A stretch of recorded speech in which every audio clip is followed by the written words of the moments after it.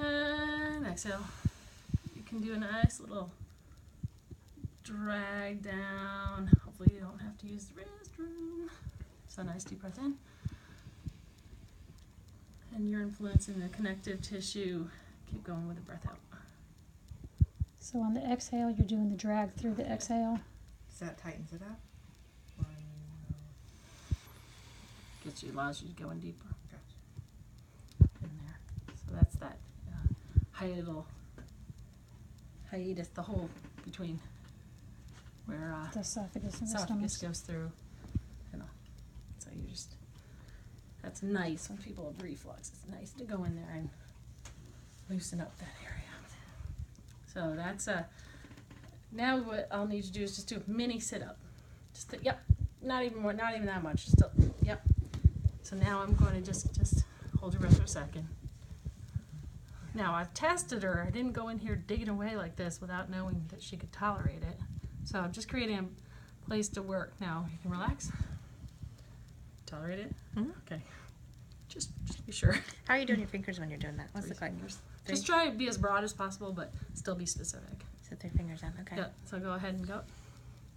1. So those short strokes we were talking about, you can go slower too. Okay, relax. Does it matter if you're going down or up?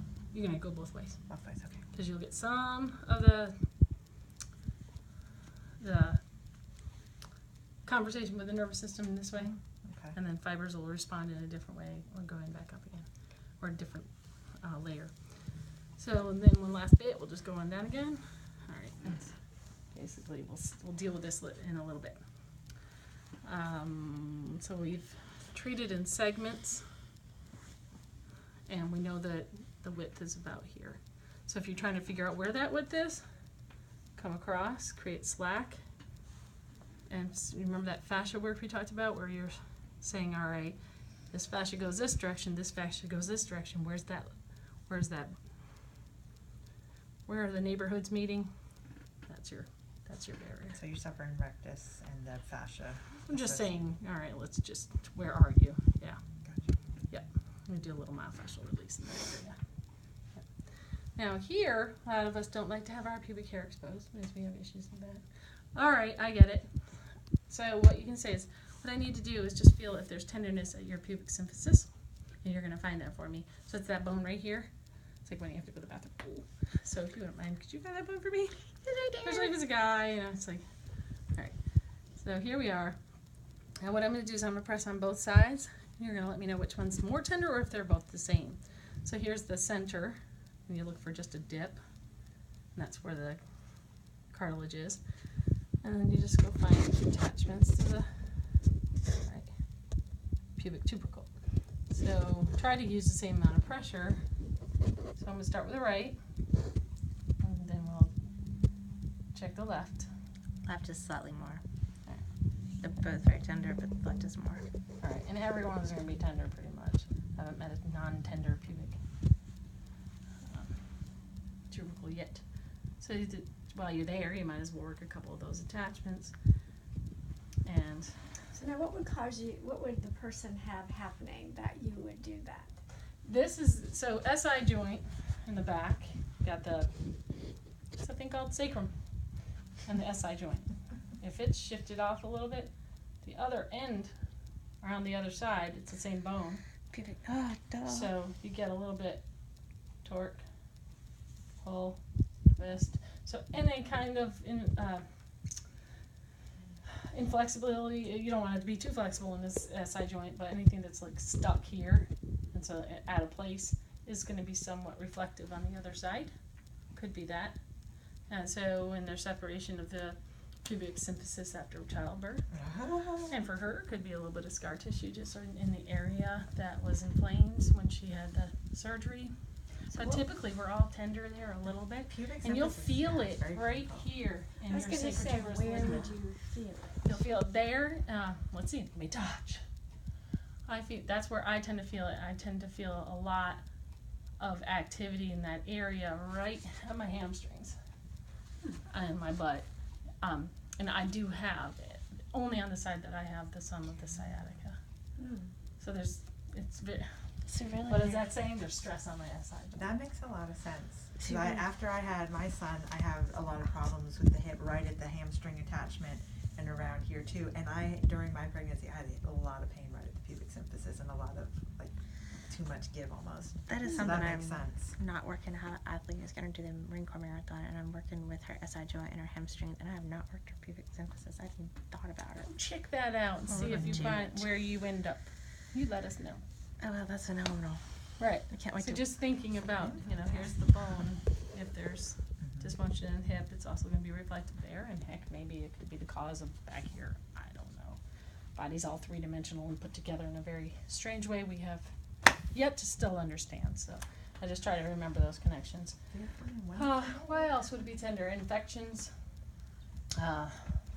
pregnancy, endometriosis, any, and then just in general, if you're out of shape, you're not using that attachment much to do your things, or you're tilted in the back of the chair all day long, just in general not getting that breath to stretch and release, and massage your abdomen. Those are my speculations. Okay. How you do this lower part from here, if the person doesn't want to have their nether regions open up or exposed with the sheet, is you slack down like this. Now do a sit up and you just pull back. So just like we were doing, you just don't glide on the skin. You just create a slack, and then you can work right across the top. And I bet you're feeling that. Mm-hmm. All right, let me back that up. Just felt like those flat rubber bands and just kind of ran onto, it's a little thicker on the bone. So. Okay, do a sit up. Little one, a little more. Thank you. And then you're not going to really be getting their bladder so much if they're doing a sit up. Okay. You're right up, and you're up against muscle. And then on the other side, do sit. And yes, I could stand on the other side, but I feel like my body is comfortable in not getting stressed by that. So you don't have to expose the person. It does help at times to be able to visually see, or to at least visually see with these, but it's not a no-go zone if they understand why you're there. And then you could work in deeper, where you're pressing in firmly and working deeper, and you're affecting uterus and all, but it's not really the purpose of this course. And there are other courses that are much more pelvically oriented, where you're really in those organs, really making a difference. For the purposes of this course, if this is a diaphragm, meaning a cross-section of the body, and there's a hammock, and then there's organs inside of here, those organs have connective tissue connected to the organs here, and to that big muscle and connective tissue there. All of that is going to be affected by your breath, or your ability to breathe well could be somewhat compromised if this hammock and the muscles and organs in there are either emitting discomfort or lacking in their nutrients in and of themselves. Again, that's the purposes of what we're looking at. So stopping at doing internal organ work, but knowing that that's possible. That makes sense? And not only internal organ work, but internal connective tissue work. Taking a side trip just for a minute, where does a person go if they need pelvic work that's internal when it's not taught in the massage world? It can be taught, but many of us are not comfortable going there. There are not many